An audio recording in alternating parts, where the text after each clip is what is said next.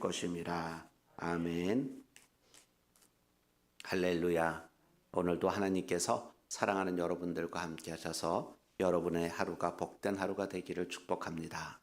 오늘 우리 종말론 강의 5번째 시간으로 오늘은 이 말씀 가지고 대환란과 교회의 예비처라는 제목으로 말씀을 증거하겠습니다. 제가 10번에 걸쳐서 종말론을 다 강의한다는 것은 어렵지만 그래도 그 중에서 꼭 알아야 될 것만 추려서 10번의 강의를 하게 되거든요. 그러니까 특별히 이제 이 강의 안에는 대환란이라든지 예비처라든지 14만 4천이라든지 뭐 이런 이 이단들이 주로 이용해서 그래서 이제 그 자기들의 영리를 추구하는 이러한 모습들이 많이 보이는데 그러한데 우리가 속아 넘어가지 않고 정말 성경적으로 바른 진리를 깨달아서 종말을 대비하는 복된 성도가 되기 위함입니다. 잘 듣고 따라오시면 큰 은혜가 있을 줄로 믿습니다.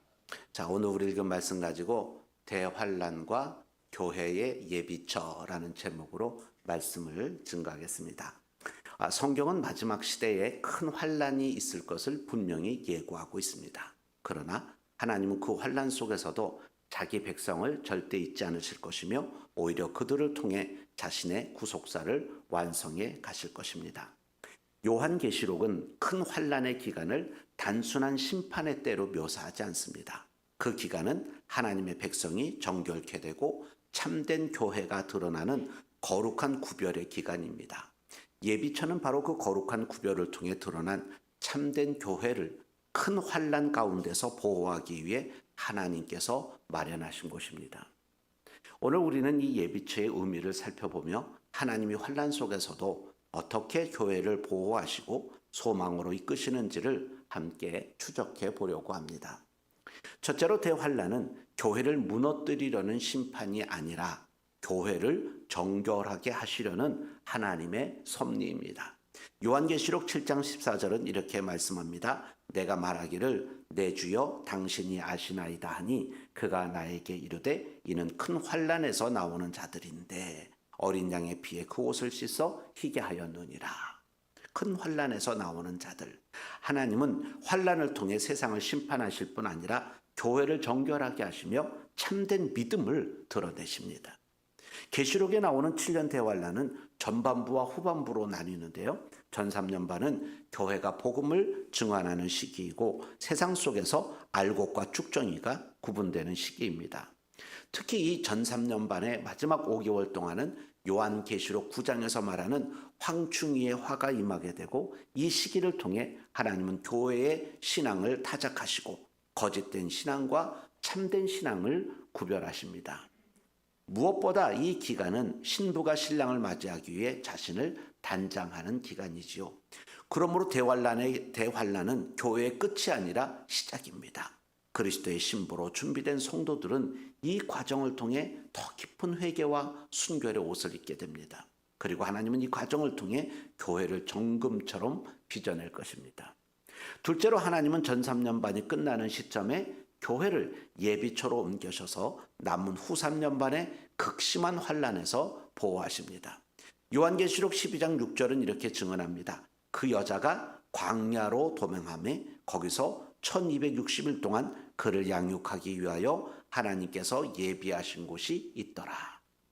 전 3년반이 지나면 세상은 본격적인 대환란, 곧 후 3년반의 심판기로 들어서게 되는데 이 환란기에는 인류의 3분의 1이 죽는 이런 전쟁도 있어요.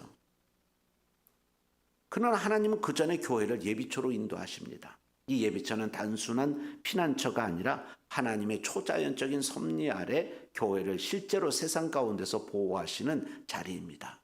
이처럼 하나님은 미리 준비하신 장소에 신부된 교회를 악의 세력으로부터 감추시고 그들의 믿음이 무너지지 않게 지켜주십니다. 그러므로 이 예비처는 하나님의 주권적인 사랑의 증거가 되는 곳이죠. 성경은 이 기간을 한때와 두때와 반때라고 이렇게 계시록 12장 14절에 기록되어 있습니다. 날수로는 1260일, 달수로는 42달.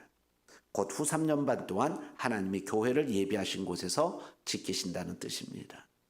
이 보호는 단순한 생존의 은혜가 아니라 하나님이 자기 백성을 끝까지 붙드신다는 언약의 성취입니다.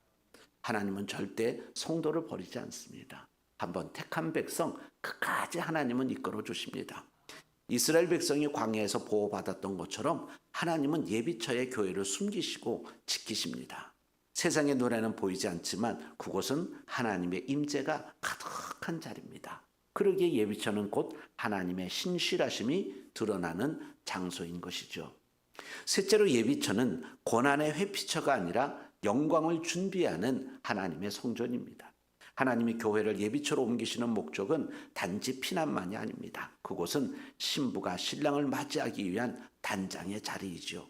하나님은 예비처에서 교회를 정결하게 하시고 마침내 그리스도의 재림 때 천년왕국의 영광에 들어갈 백성으로 준비시키십니다. 그러므로 성도들에게 대환란의 마지막은 파멸이 아니라 영광의 완성입니다. 이처럼 하나님은 환란 속에서도 구원의 질서를 따라 일하십니다. 그분은 단 한 명의 성도도 잊지 않으시며 예비처 안에서 교회를 새롭게 하십니다. 그러므로 예비처는 두려움의 장소가 아니라 하나님의 사랑이 완성되는 자리, 그리고 신부가 혼인 예복을 입는 거룩한 기다림의 공간입니다. 중요한 것은 하나님은 이미 우리를 위해 그곳을 준비하셨다는 사실이에요. 그러므로 우리가 환란의 소식을 두려워할 이유가 없습니다. 왜냐하면 하나님은 환란 이전부터 교회를 향한 구원의 길을 계획하셨기 때문입니다. 그리고 그분의 이러한 계획은 절대 실패하지 않을 것입니다. 사랑하는 여러분, 하나님은 대환란을 허락하시지만 그 속에서도 교회를 끝까지 보호하고 지켜주십니다.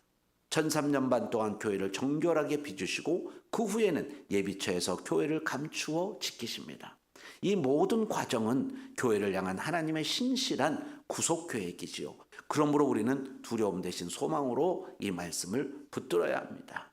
이 예비처는 하나님의 신실하심이 드러나는 자리이며 그곳은 멸망이 아닌 영광의 문턱입니다. 우리 모두가 이러한 소망과 이 믿음을 가지고 주님을 기다리는 복된 신부된 주의 백성들 되시기를 주님의 이름으로 축원합니다. 기도하시겠습니다. 사랑과 은혜가 풍성